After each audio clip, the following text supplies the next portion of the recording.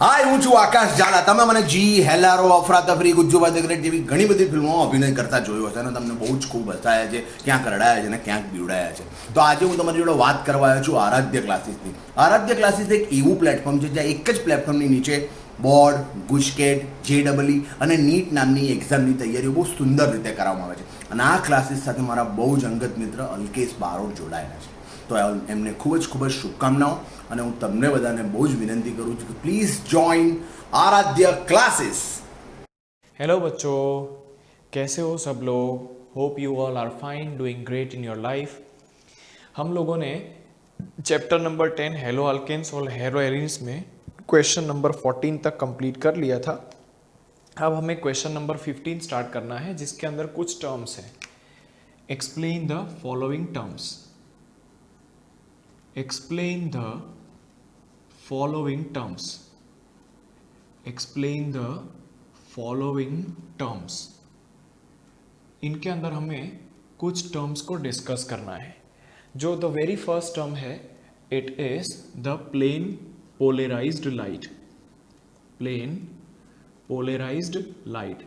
इसका जो short and sweet नाम है वो है PPL. PPL. तो जब when ordinary light is passed through Nicol prism. जब ऑर्डिनरी लाइट को हम लोग निकोल प्रिज्म से पास करते हैं, तब लाइट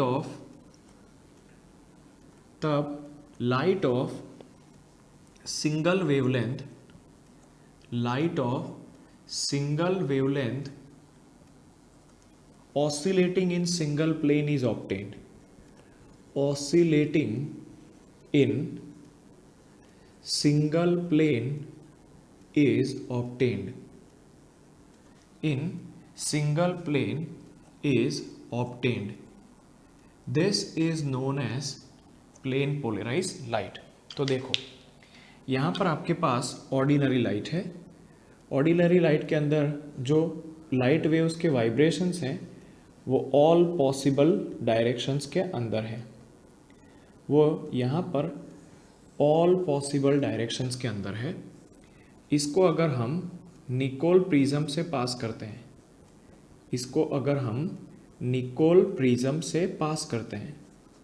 तो यहाँ पर हमको सिंगल प्लेन में वाइब्रेट होने वाली सिंगल वेवलेंथ की लाइट मिलती है.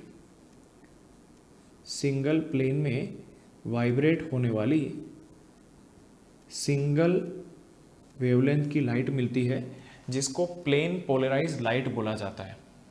यहाँ पर एक और कंसेप्ट आता है मोनोक्रोमेटिक लाइट करके, बट उसको मैं फिलहाल टच नहीं कर रहा हूँ. यहाँ पर आपको इतना समझना है कि ये आपका ऑर्डिनरी लाइट है. इस ऑर्डिनरी लाइट को जब हम लोग निकोल प्रिज्म से पास करते हैं, तब ये प्लेन पोलराइज लाइट के अंदर कन्वर्ट हो जाता है. ठीक है. जो सेकेंड इंपॉर्टेंट टर्म आ रहा है, that is your optical activity. Optical activity कि भाई ऑप्टिकल एक्टिविटी किसको बोला जाता है, तो समझो. Second term is optical activity. Optical activity किसको बोला जाता है, तो समझो. जब सम कंपाउंड्स के सॉल्यूशन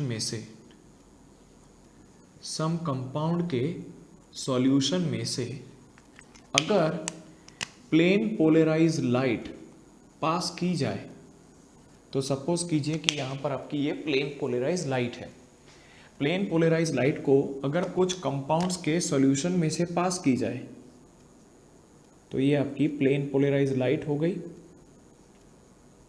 अगर इनको कोई XYZ कंपाउंड के सॉल्यूशन में से पास की गई, ठीक है, यहाँ पर आपका कोई XYZ कंपाउंड है, इसके सॉल्यूशन में से अगर इसको पास किया जाए तो 3 चांसेस होते हैं. बराबर.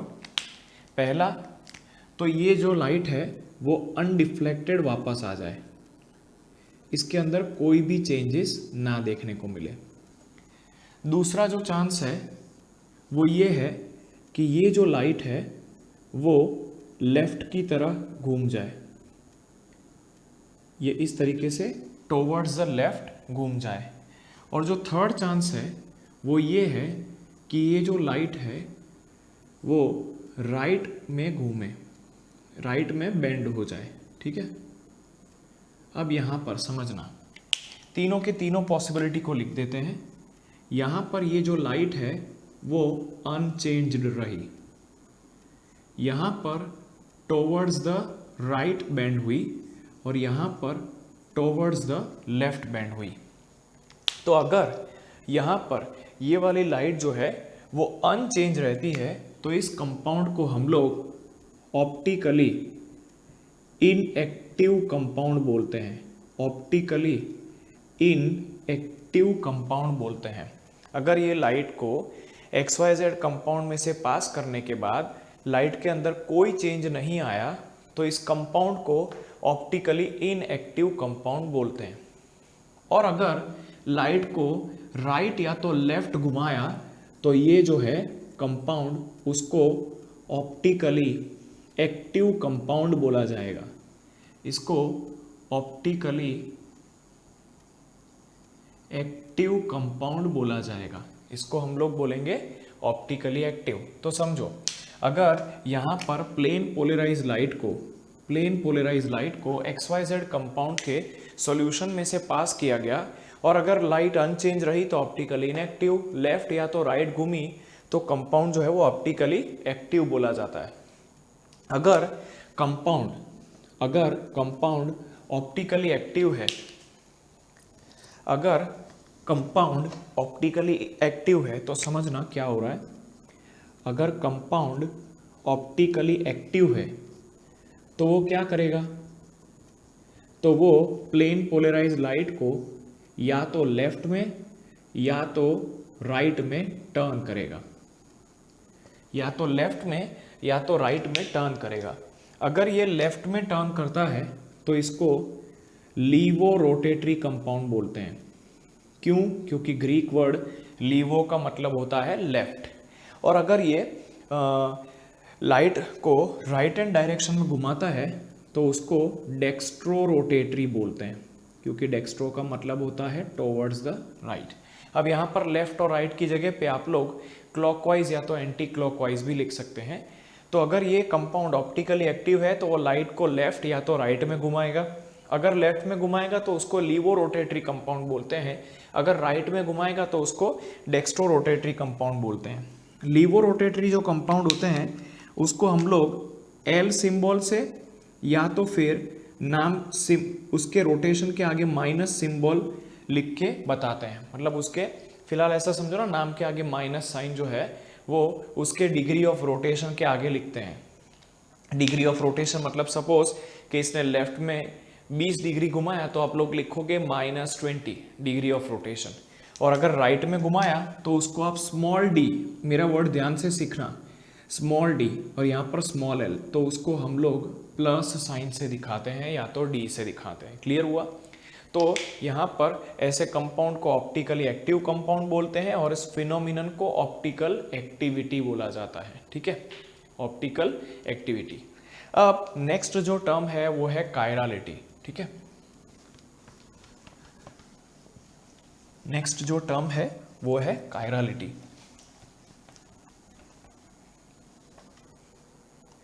कि भाई कायरालिटी किसको बोलते हैं, तो देखिए ये थर्ड टर्म है कायरालिटी। कायरालिटी जो है एक्चुअली वो ग्रीक वर्ड है, मतलब जिसका मतलब होता है अनसिमेट्री। ये हमारे हैंड से रिलेटेड है, related to our hand, related to our hand, जो टोटली अनसिमेट्रिकल होता है, जो टोटली अनसिमेट्रिकल होता है। ये टोटली अनसिमेट्रिकल होता है, इसीलिए इसको ग्रीक वर्ड दिया गया है कायरालिटी या कायरल। बराबर, ये तो एक्स्ट्रा बात हो गई। अब कायरालिटी को डिफाइन कैसे करते हैं? अगर if mirror images of an object, if mirror images of an object are non-superimposable to each other, non-superimposable to each other, the compound is known as chiral compound. Chiral substance या तो chiral compound, chiral substance या तो उसको हम बोल देते हैं chiral compound. अब समझना, प्रैक्टिकली इस चीज़ को समझना. यहाँ पर मेरे हाथ दो हैं, ये दोनों हाथ एक दूसरे की मिरर इमेजेस हैं, मिरर इमेजेस. अगर हमें इन दोनों हाथ को सुपर इम्पोज करना हो तो क्या करना पड़ेगा, इस हाथ को उठा के इधर रखना पड़ेगा लाइक दिस. तो देखो ये एक दूसरे के ऊपर इम्पोज नहीं हो रहे हैं, मतलब ये एक दूसरे को छुपा नहीं रहे हैं. देखो इम्पोज होना मतलब क्या, एक दूसरे को छुपा देना. अब कुछ लोग मुझे बोलेंगे सर ऐसे करके करो ना, नहीं ऐसा नहीं करने का, हाँ उठा के ही रखना है. तो अगर मेरे ये दोनों हाथ एक दूसरे के ऊपर सुपर इम्पोज नहीं हो रहे हैं तो उनको हम बोल देते हैं कायरल. उनको हम क्या बोल देते हैं, कायरल. बराबर. अगर यहाँ पर इस तरीके से कर दूंगा तो देखो ये एक दूसरे को छुपा रहे हैं, पर ऐसा नहीं करना है. बराबर. हमको सीधा दो ऑब्जेक्ट को उठा के एक दूसरे के ऊपर रखना है और इनको हम अगर बंद एक दूसरे के ऊपर सुपर इम्पोज हो जाते हैं तो हम बोल देते हैं कायरल. याद रखो किसी भी कंपाउंड के कायरल होने के लिए दो कंडीशंस है. For compound to be chiral,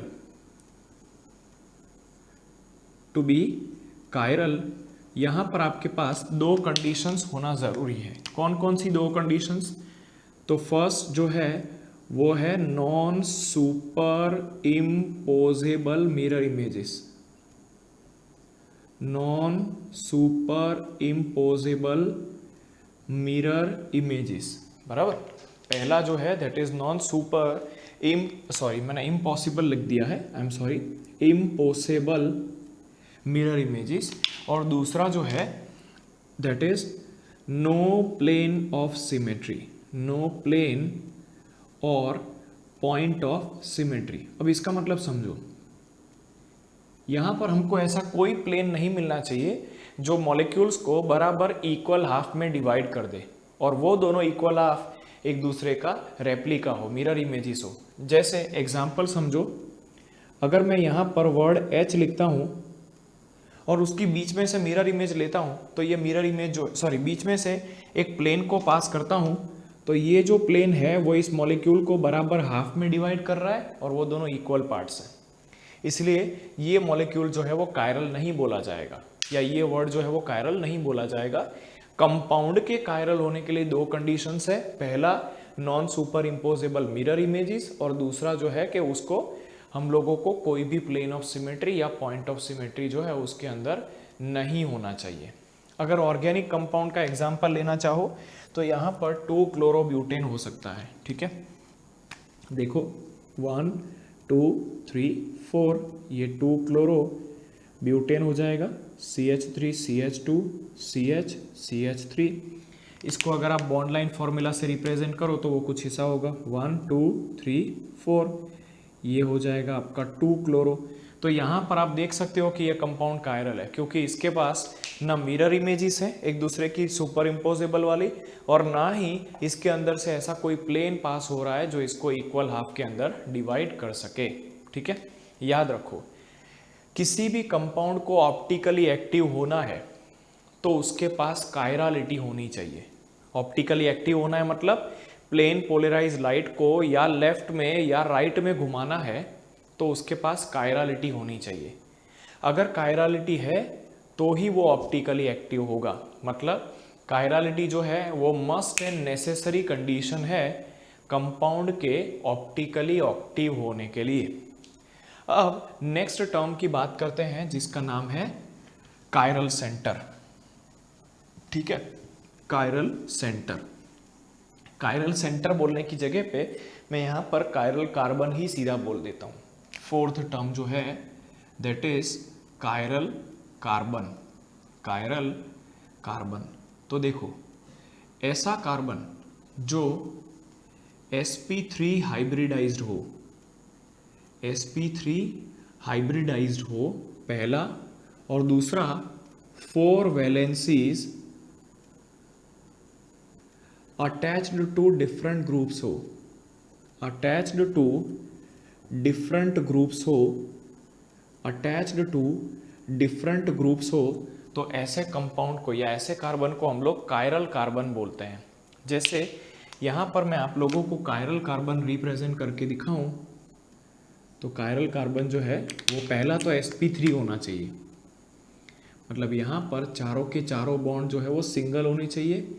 दूसरा, जो 4 ग्रुप्स हैं फॉर एग्जांपल ABCD, वो अलग अलग होने चाहिए। तो मस्ट एंड नेसेसरी कंडीशन जो है that is A is not equal to B, not equal to C, not equal to D होना चाहिए। तो ऐसे कार्बन को हम लोग बोलते हैं कायरल कार्बन, ऐसे कंपाउंड को हम लोग कायरल कार्बन बोलते हैं, और उसको रिप्रेजेंट करते हैं स्टार से, रिप्रेजेंटेड बाय पुटिंग स्टार। ठीक है। अच्छा, जो कंपाउंड आएगा यहाँ पर जो कंपाउंड आएगा उसको हम लोग बोल देते हैं कायरल कंपाउंड, यहाँ पर हम उसको बोल देते हैं कायरल कंपाउंड। तो ये जो है ना that is your chiral carbon, यहाँ पर ये जो है वो कायरल कार्बन है, और ये पूरा का पूरा जो मॉलिक्यूल है वो कायरल कंपाउंड है। वो क्या है? तो वो कायरल कंपाउंड है। क्लियर हुआ? अब यहाँ पर चारों के चारों सब्स्टिट्यूएंट्स भी अटैच होने चाहिए, और दूसरा चारों के चारों सब्स्टिट्यूएंट्स भी अटैच होने चाहिए, और मॉलिक्यूल जो है वो non super imposable mirror image भी होना चाहिए। लाइक पहला आपको देखना है, 3 कंडीशंस एक्चुअली होनी चाहिए। एक कंडीशन और लिख देता हूँ, बराबर, एक कंडीशन को और लिख देते हैं कि यहाँ पर जो मिरर इमेजेस हैं वो मिरर इमेजेस जो हैं वो नॉन सुपर इम्पोजेबल होनी चाहिए। मिरर इमेजेस जो है वो नॉन सुपर इम्पोजेबल होनी चाहिए। ऐसे कंपाउंड को हम लोग रिप्रेजेंट करते हैं स्टार से, रिप्रेजेंटेड बाय स्टार। ठीक है। और जो कंपाउंड आएगा उसको हम लोग बोल देते हैं कायरल कंपाउंड। यहाँ पर जो कंपाउंड आएगा उसको हम बोल देते हैं कायरल कंपाउंड। अब यहाँ पर आप देख सकते हो कि ये जो कार्बन है वो कायरल है, और जो कंपाउंड है ओवरऑल वो कायरल कंपाउंड है। अब इसके कुछ एग्जांपल्स देख लेते हैं। देखिए, एग्जाम्पल के फॉर्म में आपके पास एक एग्जाम्पल जो है वो ब्यूटेन 2 ऑल का है। तो ब्यूटेन 2 ऑल में क्या होगा समझो। यहाँ पर मैं OH ले रहा हूँ, यहाँ पर मिथाइल ग्रुप ले रहा हूँ, यहाँ पर C2H5 ले रहा हूँ, और यहाँ पर H ले रहा हूँ। तो देखिए यहाँ पर ये जो कंपाउंड है वो ब्यूटेन 2 ऑल है, C2H5। ये जो कंपाउंड जो है उसको हम लोग बोल देते हैं ब्यूटेन 2 ऑल। ठीक है, ब्यूटेन 2 ऑल। यहाँ पर 2 कार्बन, 3, चौथा दूसरे नंबर के कार्बन के ऊपर अल्कोहल है, तो इसको बोल दिया ब्यूटेन 2 ऑल। अब इसको हम लोग चेक करें तो चारों के चारों जो ग्रुप्स हैं वो अटैच्ड अलग अलग है। ये मिथाइल है, यहाँ पर ये इथाल है, ये हाइड्रोजन है, ये OH है। तो पहली कंडीशन, क्या कार्बन sp3 हाइब्रिडाइज्ड है? तो यस, कार्बन sp3 हाइब्रिडाइज्ड है। क्या चारों के चारों ग्रुप्स अटैच्ड अलग अलग हैं? तो बिल्कुल है, बराबर। अच्छा, यहाँ पर क्या मिरर इमेजेस एक दूसरे की सुपर इम्पोजेबल है? चलिए ये भी चेक कर लेते हैं। तो इसकी अगर मैं मिरर इमेज ड्रॉ करने का ट्राई करूंगा तो वो कुछ ऐसी दिखेगी।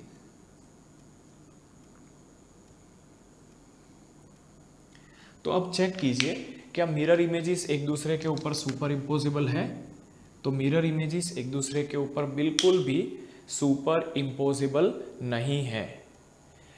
अगर मिरर इमेजेस की बात करें तो ये बिल्कुल भी सुपर इम्पोजेबल नहीं है। तो ये कंपाउंड जो है वो कायरल कंपाउंड है, और यहाँ पर ये जो कार्बन है वो कायरल कार्बन है। कायरल कार्बन को हम लोग स्टार मार्क से दिखाते हैं, उसको हम लोग स्टार मार्क से दिखाते हैं। याद रखो, अगर यहाँ पर कहीं पर भी प्लेन ऑफ सिमेट्री आ जाता तो कंपाउंड के पास कायरलिटी नहीं रहता और वो ऑप्टिकली इनएक्टिव हो जाता, क्योंकि यहाँ पर ये कंपाउंड के अंदर कायरल कार्बन है, ओवरऑल इसको कायरल कंपाउंड बोला जाएगा, और ये जो कंपाउंड है वो ऑप्टिकली एक्टिव कंपाउंड हो जाएगा। ये कंपाउंड जो है वो ऑप्टिकली एक्टिव कंपाउंड हो जाएगा। अब बात करते हैं इनैंशियोमर्स की। 5th नंबर का जो क्वेश्चन आ रहा है दैट इज अबाउट इनैंशियोमर्स। ठीक है, कि भाई इनैंशियोमर्स किसको बोलते हैं।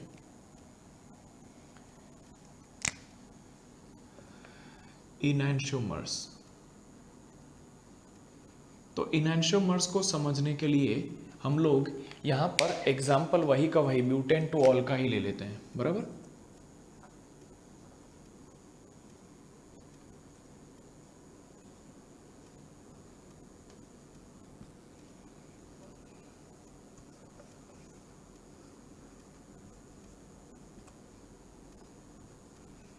यहाँ पर हम लोग मिरर इमेज ले रहे हैं, तो मिरर इमेज के लिए यहाँ पर आपके पास है OH, यहाँ पर है CH3,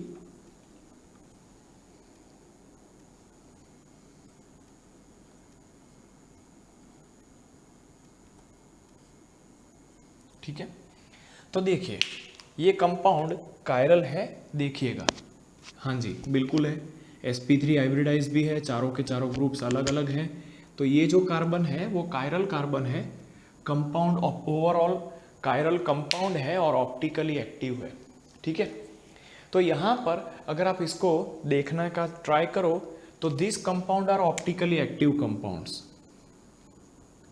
ये दोनों कंपाउंड जो है they are optically active, but इनकी जो मिरर इमेजेस हैं, ये मिरर इमेजेस जो है वो मिल भी रही है। चलो ऑप्टिकली एक्टिव हैं तो बिल्कुल है, क्या इनकी मिरर इमेजेस मिल रही है या मिल रही है? क्या वो सुपर इम्पोजेबल है? क्या वो मिरर इमेजेस सुपर इम्पोजेबल है? तो जी नहीं, ये सुपर इम्पोजेबल नहीं है। तो देखो ऐसे कंपाउंड्स जो ऑप्टिकली एक्टिव हैं उनकी मिरर इमेजेस भी मिलती है और वो एक दूसरे के ऊपर नॉन सुपर इम्पोजेबल है, और वो एक दूसरे के ऊपर नॉन सुपर इम्पोजेबल है। ऐसे कंपाउंड्स की पेयर्स को हम लोग एनैंशियोमर्स बोल देते हैं। हम लोग इसको एनैंशियोमर्स बोल देते हैं। अब कुछ बच्चों के, इंटेलिजेंट बच्चों के मन में क्वेश्चन आएगा कि ऐसा नाम क्यों दिया गया एनैंशियोमर्स। तो देखिए एनैंशियोमर्स एक ग्रीक वर्ड है। इनैंशियो का मतलब होता है ऑपोजिट, एनैंशियो का मतलब होता है ऑपोजिट, और मर्स का मतलब होता है रोटेशन या angle of rotation, angle of rotation. तो समझना बच्चों, अगर इसका एंगल ऑफ रोटेशन +20 है तो इसका एंगल ऑफ रोटेशन -20 हो जाएगा। इनका एक दूसरे के अंदर एंगल ऑफ रोटेशन ऑपोजिट है, इसीलिए ये इनैंशियोमर्स हैं, इसीलिए ये इनैंशियोमर्स हैं। ठीक है, तो यहाँ पर ये मॉलिक्यूल जो है उसके अंदर मिरर इमेजेस जो है वो मिल रही है। तो कहने का मतलब ये कंपाउंड जो है वो ऑप्टिकली एक्टिव नहीं रहेगा। समझ में आ रहा है? एज ऑफ नाउ आपको देखने से ऐसा लगेगा कि ऑप्टिकली एक्टिव है, बट क्योंकि यहाँ पर इनकी मिरर इमेजेस जो है सॉरी इनकी मिरर इमेजेस जो है वो नॉन सुपर इम्पोजेबल है, so this compounds are optically active, बराबर है। तो अगर इन कंपाउंड्स को आप ध्यान से देखो तो ये ऑप्टिकली एक्टिव कंपाउंड्स हैं, ये ऑप्टिकली एक्टिव कंपाउंड्स है, ये एक दूसरे की मिरर इमेजेस भी हैं, और ये मिरर इमेजेस एक दूसरे के ऊपर सुपर इम्पोजेबल नहीं है, इसीलिए हम इसको इनैंशियोमर्स बोलते हैं। इनैंशियोमर्स क्यों बोला? क्योंकि इनका जो एंगल ऑफ रोटेशन जो है वो बिल्कुल अलग अलग होता है, ऑपोजिट होता है। तो इसका मतलब ये हुआ कि +20 होने की वजह से ये अगर डेक्स्ट्रो है तो ये लीवो हो जाएगा, ये लीवो हो जाएगा, मतलब ये जस्ट एक दूसरे के अंदर ऑपोजिट है। अब आपको क्वेश्चन होगा सर आपने कैसे डिसाइड किया कि ये +20 है -20 है? देखो जो एंगल ऑफ रोटेशन है या D और L है, बराबर, डेक्स्ट्रो या लीवो, वो चख के, सूंघ के, देख के या किसी और मेथड से हमको पता नहीं चलता है, या कोई केमिकल डाल के हमें पता नहीं चलता है। ये डेक्स्ट्रो लीवो जो है वो एक्सपेरिमेंटली डिटरमाइंड क्वांटिटीज हैं। एक इंस्ट्रूमेंट आता है जिसका नाम है पोलैरिमीटर। ये पोलैरिमीटर हमको इनके एंगल ऑफ रोटेशन बताता है, जिसकी मदद से हम इसको डेक्स्ट्रो या तो लीवो डिसाइड करते हैं। इस बात को खास ध्यान रखना, कोई कंपाउंड डेक्स्ट्रो है, लीवो है, वो चख के, सूंघ के, चाट के, रिएक्शन करा के, किसी के पूछने से कभी पता नहीं चलता है। पोलैरिमीटर नाम का एक्सपेरिमेंटल सेटअप आता है या इंस्ट्रूमेंट आता है, जिसकी मदद से हमको एंगल ऑफ रोटेशन के बारे में समझ में आता है, फिर हम उसको डी या तो एल बोल सकते हैं। क्लियर हुआ? चलो बढ़ते हैं आगे। इनैंशियोमर्स तो हो गया। इनैंशियोमर्स के अंदर कायरल ऑप्टिकली एक्टिव कंपाउंड था, उनकी मिरर इमेजेस मिल रही थी, लेकिन मिरर इमेजेस एक दूसरे के ऊपर सुपर इम्पोजेबल नहीं थी, एक दूसरे के ऊपर सुपर इम्पोजेबल नहीं थी। तो यहाँ पर ऐसे कंपाउंड्स को हम लोगों ने क्या बोल दिया? इनैंशियोमर्स। उनको हमने क्या बोल दिया? इनैंशियोमर्स। अब हम लोग देखते हैं डायास्टीरियोमर्स किसको बोलते हैं। डायास्टीरियोमर्स, डायास्टीरियोमर्स। तो डायास्टीरियोमर समझने के लिए हम वापस से एक एग्जाम्पल ले लेते हैं। देखिए यहाँ पर मैं ले रहा हूँ COOH, यहाँ पर भी मैं ले रहा हूँ COOH, ठीक है। अब उसके बाद यहाँ पर मैं ले रहा हूँ OH, यहाँ पर ले रहा हूँ BRH, यहाँ पर मैं मिरर रख दे रहा हूँ बीच में, ठीक है। यहाँ पर हमने मिरर रख दिया, यहाँ पर COOH मिलेगा, यहाँ पर COOH मिलेगा। अब हम क्या करते हैं, इनके अंदर थोड़ा सा चेंज कर देते हैं। लाइक यहाँ पर OH कर देता हूँ और यहाँ पर H और Br कर देता हूँ। तो देखो बच्चों, यहाँ पर इन दोनों कंपाउंड्स के मॉलिक्यूलर फॉर्मूला चेक करो। इन दोनों कंपाउंड के मॉलिक्यूलर फॉर्मूला सेम है। अच्छा, एटम्स का अरेंजमेंट इन स्पेस, एटम्स का अरेंजमेंट इन स्पेस वो कैसा है? तो वो डिफरेंट है, वो डिफरेंट है। इसका मतलब ये हुआ कि ये स्टीरियो आइसोमर्स तो है ही, ये स्टीरियो आइसोमर्स तो है ही। जो कंपाउंड्स के मॉलिक्यूलर फॉर्मूला सेम हो लेकिन उनका एटम्स का स्पेस के अंदर अरेंजमेंट अलग अलग हो, उसको हम स्टीरियो आइसोमर्स बोलते हैं। बट चेक करो, क्या ये एक दूसरे के मिरर इमेजेस हैं? क्या एक दूसरे के मिरर इमेजेस हैं? तो आंसर है नहीं। अब कुछ लोग बोलेंगे सुपर इम्पोसिबल है कि नहीं, वो चेक करने का आता ही नहीं है, क्योंकि यह एक दूसरे के मिरर इमेजेस ही नहीं है, तो फिर सुपर इम्पोसिबल है कि नहीं वो चेक करने का कहाँ क्वेश्चन आता है। क्लियर हुआ? तो ऐसे कंपाउंड्स जिनका जो ऑप्टिकली एक्टिव हो, अब ये पता कैसे चलेगा ऑप्टिकली एक्टिव है? तो देखिए ये कंपाउंड जो है यहाँ पर लिख देता हूँ, चलो ऑप्टिकली एक्टिव है, तो जी बिल्कुल है, ये ऑप्टिकली एक्टिव है। तो यहाँ पे ये कार्बन ऑप्टिकली एक्टिव है, ये कार्बन ऑप्टिकली एक्टिव है, ये कार्बन भी कायरल है और ये कार्बन भी कायरल है। अब कुछ लोगों को डिसाइड करने में परेशानी होगी कि कंपाउंड कायरल है कि नहीं वो कैसे पता चलेगा, या कार्बन कायरल है कि नहीं पता कैसे चलेगा। समझो, यहाँ पर 4 ग्रुप्स अटैच्ड हैं, एक OH है बराबर, ये COOH है, ये H है, ये तीनों तो अलग अलग है, उसके अंदर कोई डाउट नहीं। अब ये चौथा ग्रुप तो कार्बन ही है, इसको कैसे डिसाइड करेंगे? तो देखो इसको पूरा का पूरा ग्रुप मान लेने का, ये पूरा का पूरा ग्रुप इन तीनों से अलग है, मतलब ये कंपाउंड कायरल है। यहाँ पर भी BRH COOH बराबर, ये तीनों के तीनों एक दूसरे से अलग अलग हैं, और यहाँ पर ऊपर की साइड पे जो पूरा पूरा दिख रहा है उसको ग्रुप मान लो, तो वो भी अलग अलग है, मतलब ये दोनों ही कंपाउंड्स कायरल है। उसी तरीके दोनों ही कंपाउंड्स जो है ये इनके अंदर कार्बन जो है वो कायरल है और ओवरऑल कंपाउंड भी कायरल है। यहाँ पर 2 कायरल सेंटर्स हैं, यहाँ पर 2 कायरल सेंटर्स हैं, 2 डिसिमिलर स्टीरियोजेनिक सेंटर्स भी इसको बोलते हैं। यहाँ पर दोनों के पास 2 dissimilar different chiral carbon atoms हैं। तो ऐसे कंपाउंड्स जिनके पास 2 डिफरेंट कायरल कार्बन्स हो, वो ऑप्टिकली एक्टिव हो बट एक दूसरे की मिरर इमेजेस ना हो, उसको हम लोग बोलते हैं diastereomers. The compounds which are optically active but they do not have mirror images to each other are known as diastereomers. याद रखो, in diastereomers you will always get two different chiral carbons या dissimilar centres, बराबर। जरूरी नहीं है कि carbon ही मिले, कभी कभी दूसरे एटम्स भी मिलते हैं, लाइक नाइट्रोजन। नाइट्रोजन भी कायरल हो सकता है, हाँ, वो देखेंगे जब कंपाउंड्स आएंगे ना तब। चलो अभी हम लोग बात करते हैं मेसो कंपाउंड्स की, ठीक है। मेसो कंपाउंड्स किसको बोलते हैं? मेसो कंपाउंड्स,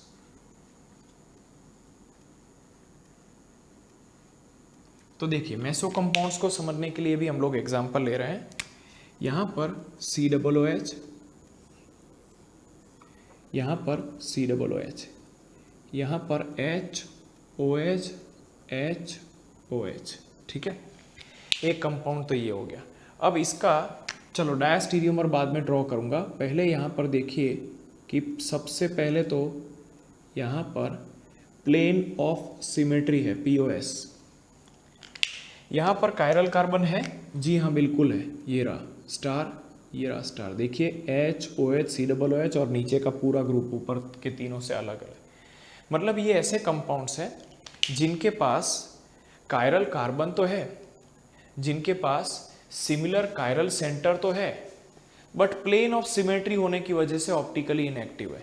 अब समझो, इसका मैं यहाँ पर डायस्टीरियोमर ड्रॉ कर देता हूँ। तो ये हो जाएगा COOH, ये हो जाएगा COOH, यहाँ पर आपका मैं कर देता हूँ, ये COOH है, यहाँ पर आपका OH कर देता हूँ, HOH। तो देखिए ये एक दूसरे के डायस्टीरियोमर है। डायस्टीरियो मतलब क्या, इनकी मिरर इमेजेस नहीं है लेकिन मॉलिक्यूलर फॉर्मूला सेम है। डायस्टीरियोमर, इस कंपाउंड को 1 बोल देते हैं, डायस्टीरियोमर ऑफ कंपाउंड नंबर 1। ये कंपाउंड के अंदर ध्यान से देखो सिमिलर टाइप के कायरल सेंटर्स हैं। इन दोनों कंपाउंड्स के पास सिमिलर टाइप के कायरल सेंटर्स हैं। तो the compounds which are having similar chiral centres but optically inactive due to plane of symmetry are known as meso compounds. वापस, the compounds which are having similar kind of optical centers या chiral centers but still optically inactive because of plane of symmetry are known as meso compounds. याद रखो, meso compound जब भी होगा तब इस compound का डायस्टीरियोमर कम से कम एक मिलना ही चाहिए, कम से कम एक मिलना ही चाहिए। अब नेक्स्ट डेफिनेशन जो है वो प्लेन ऑफ सिमेट्री का है, उसको इधर ही डिफाइन कर देता हूँ। तो ऐसा plane, the plane which divides the molecule into equal half is known as plane of symmetry. तो देखो ये जो प्लेन है ना, वो इस मॉलिक्यूल को बराबर आधे आधे पार्ट में डिवाइड कर देता है। इसको हम प्लेन ऑफ सिमेट्री बोलते हैं। इसको हम क्या बोलते हैं? Plane of symmetry. अब लास्ट डेफिनेशन रह जाता है which is centre of symmetry. उसको डिफाइन कर लेते हैं कि भाई सेंटर ऑफ सिमेट्री किसको बोला जाता है।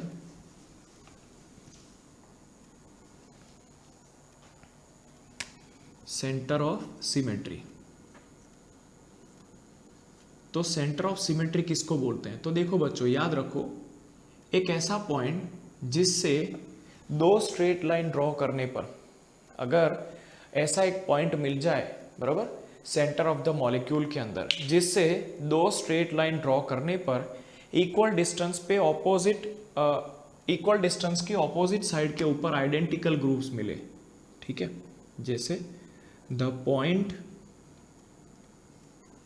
Eight centre of the molecule, at center of molecule through which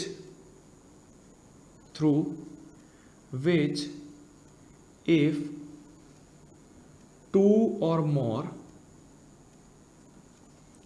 straight lines are joined या drawn, straight lines are drawn and if at equal distance, if at equal distance in opposite direction, in opposite direction, two identical groups are obtained, two identical groups are obtained, such a point is known as center of symmetry. समझना, suppose कि यहाँ पर मैं point ले रहा हूँ, इससे दो या तो ज़्यादा लाइंस ड्रॉ कर रहा हूँ, बराबर, दो या तो ज़्यादा यहाँ पर इस तरीके से लाइंस ड्रॉ कर रहा हूँ, तो इक्वल डिस्टेंस के ऊपर, अगर इक्वल डिस्टेंस के ऊपर ऑपोजिट डायरेक्शन में आइडेंटिकल ग्रुप्स मिले तो इसको हम बोल देते हैं पॉइंट ऑफ सिमेट्री। इसको हम लोग क्या बोल देते हैं?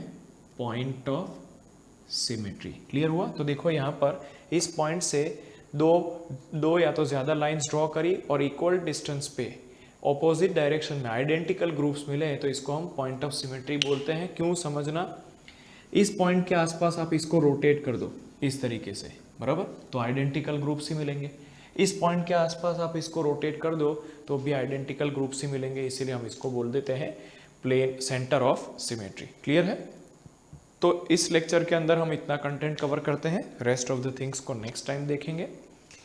तब तक चैनल को सब्सक्राइब, लाइक और कमेंट ज़रूर कीजिएगा, जिससे हमें और भी बेहतर कंटेंट बनाने के अंदर मोटिवेशन मिलेगा। तब तक के लिए thank you very much, keep studying, bye bye.